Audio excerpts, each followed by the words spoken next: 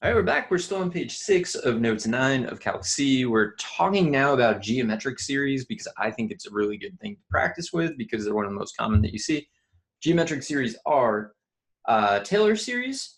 If they're centered at 0, they are Maclaurin series, and they are all power series. So it fits the interval of convergence. Never, ever is it going to converge at an endpoint for the original, but if you integrate or take the derivative, all bets are off. Like it could converge, it might not converge. So that's a thing to be on the lookout for. This problem is actually already basically set up for us. So our goals, right?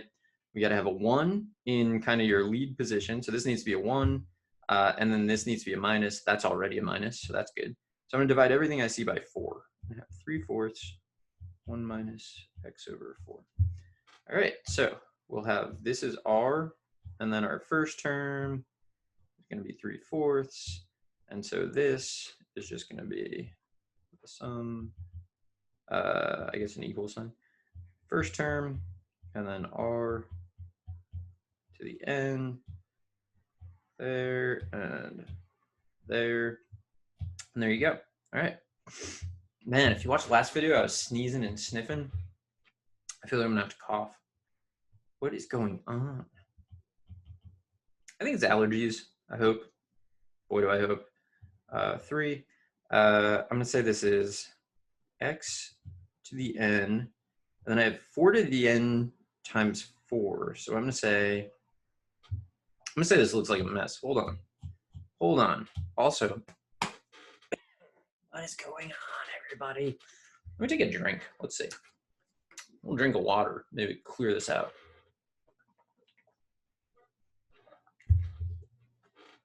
Ugh.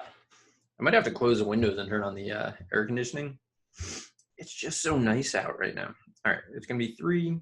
Oh, I think I'm writing the exact same thing. All right, well, anyway, it's this. I think a better way to write this is pull the 3 out. It's just messy with it in there. X to the n, 4 to the n plus 1. Okay, what else do we need? Interval of convergence. Interval of convergence, we need the absolute value of r to be less than 1. I think I forgot to highlight that last time. I did. That's so sad. Okay, so last time. All right, now there's some insane bird outside. What is that? I do not know. R, absolute value of r less than 1. So in this case, the absolute value of x less than 4. So over here, the absolute value of x less than 4. Boom. All right. Other than coughing and all, I think that went well. We could check it, use a calculator, or, well, yeah, use a calculator and a calculator page, or use a calculator and a graph page. The graph looks cooler. 4 is a pretty good interval of convergence, right? So everything between -4 and 4. Nice. All right, what do we got here? You know what we have to do? What do you frequently have to do with rational functions, right? Partial fraction decomposition. So I think that's what we're going to do. So I'm going to say, what does this factor into? So it's a over something, b over something equals 4x minus 7. And then let's factor 2x, x, plus 2 here and minus 1 here. So I'm going to put x plus 2, 2x minus 1. All right, so what is my game plan? My plan is I'm going to do partial fractions, right? Do this, partial fractions. That's going to give me something that looks geometric here, something that looks geometric here. I'm going to find each of their intervals of convergence. And then the final interval of convergence will just be the intersection of those intervals. That's my plan. So let's see if we can execute that. So if we I'm going to do a cover-up method, x equal -2. That's going to solve a for us.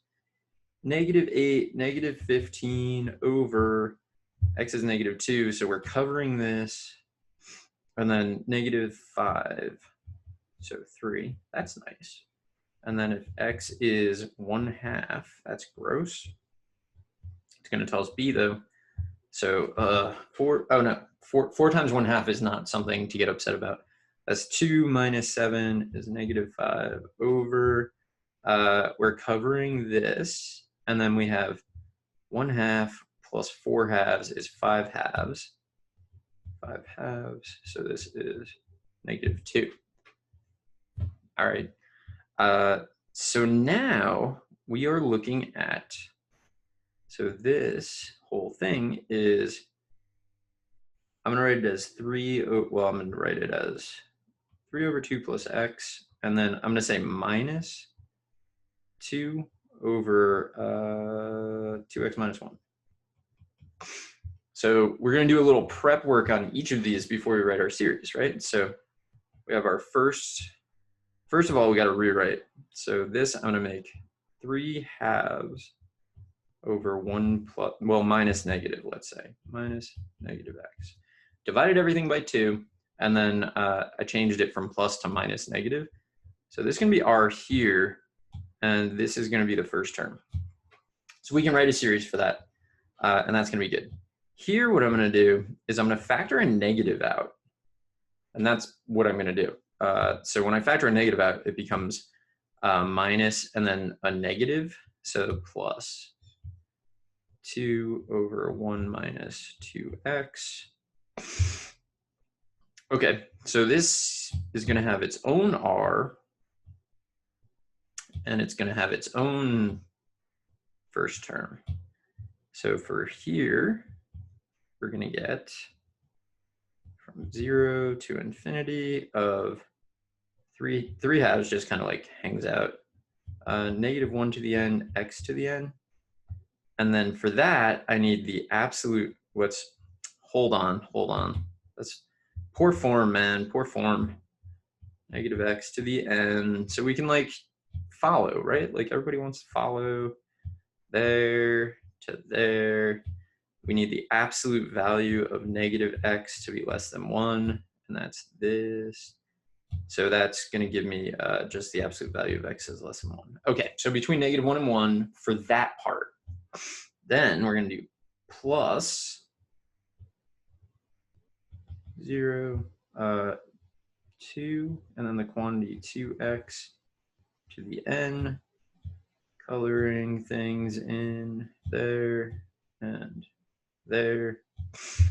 Okay, so I'm going to write that nicer, but well, let's worry about intervals, right? Absolute value of 2x has to be less than 1. So, and you are that r. So this is the absolute value of x is less than 1/2. So where do these overlap? They overlap -1/2 to 1/2. So that's going to like be our final thing. So I really only need one summation because they both start at 0 and go to infinity. And then it's just going to look like stupid, but 3 halves, -1 to the n, x to the n, and then plus. So I have 2 times 2 to the n, so 2 to the n plus 1, x to the n. And we could, like, you could factor an x to the n out, which I don't know. Is that a good move? Probably, but I don't think. You know, this is about learning, and I don't think you're going to learn anything from doing that. This, I think, is our final answer. So let's make it look gaudy. There you go. You can't miss that. Let's check it. So I'm going to go to calculator and just see. What am I going to do? Graph? What's graph? So graph page, and then, so first 4x minus 7 over 2x squared plus 3x minus 2. Okay. So I think that all I'm going to get is valid between -1/2 and 1/2, which kind of makes sense because of that. There's a vertical asymptote at 1/2 and another vertical asymptote at -2. So it makes sense to me in some weird way that you can only go from 0 to 1/2 because of that asymptote at 1/2. Like you can't go past an asymptote when you're writing your geometric series, which like I mentioned in a video a while back, like I don't know when, that you can kind of guess the interval of convergence for these things based on the, oh, infinity is not going to work. 20 maybe will, based on the locations of the asymptotes. So I try to do it sometimes, or at least I use that as like a little bit of a guide. Now this is where I don't really know, like, would it make the calculator faster to factor this? Almost certainly, because it's just like less that you have to do, like fewer calculations, but whatever, I'm gonna hit enter. Okay. All right, so I thought it would only be valid between -1/2 and 1/2. Let's change the window to -0.5, 0.5. It's like, okay, it's not really good though, but maybe 20 is not enough. Maybe it's like slowly converging on the left potentially. So now it's a question of like, how much? Is that better? Is this even right? I don't even know. Let's do 100.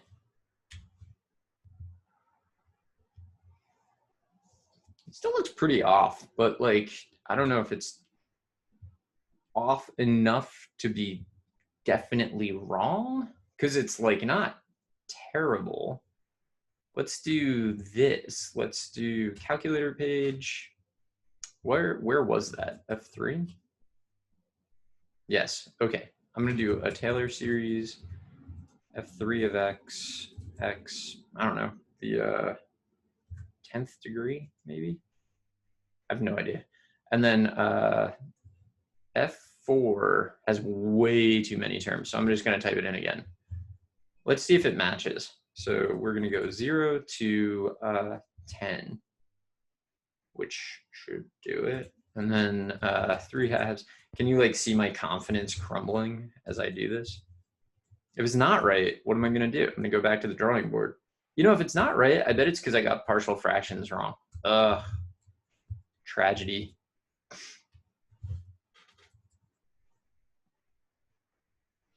What? 7, 4, definitely wrong. Definitely wrong. Let's check this out. This can be so 3 and 2. 3 and 2. That's right. What do we do wrong? 3 and -2, I should say. 3 halves. 3. Spotted it. And you probably did too, like hours ago. Let me go back here and show you where it all went wrong. It all went wrong between this step and this step. Gotta divide by 2. Gotta divide by 2. Gotta divide by 2. Gotta make this 2. And then what happens here? This will become, so we're gonna get rid of this. And then this will be 3 and then over 2 to the n plus 1, I believe. Okay, so now, now I think it's right. So now let's go check it again. So that's why you gotta stay with me, you know? Like, I will make mistakes and I will fix them eventually. And like how much, I don't know how frustrating that is. It's probably really frustrating to watch someone do that. Like, let me know, I'm curious. So now, you are to the n plus 1, I think, there. And then does this equal that? No, that's the same thing. Hold on, that's not even the same thing. All right, hold your horses. Does this equal, I need the Taylor series, this. True. Okay, so we fixed it. So let's go back here, change it. See, that was it. I was like a little skeptical, like close, but not exactly looking right. N plus 1. This is what it should look like. There you go. Can't even really tell the difference. That, man, whew. All right. Well, we fixed it, and so that's good. So I'll go back to the notes one more time so you can see it one more time. Hope you stuck with me to the end because I wasn't right. All right, so I'm gonna end this. I think I said at the end of the last video, I thought this video would be quick. I bet this video is longer, but who knows? All right, so see you in the next video. Maybe it'll be quick, but I kind of doubt it. So anyway, I'll see you there.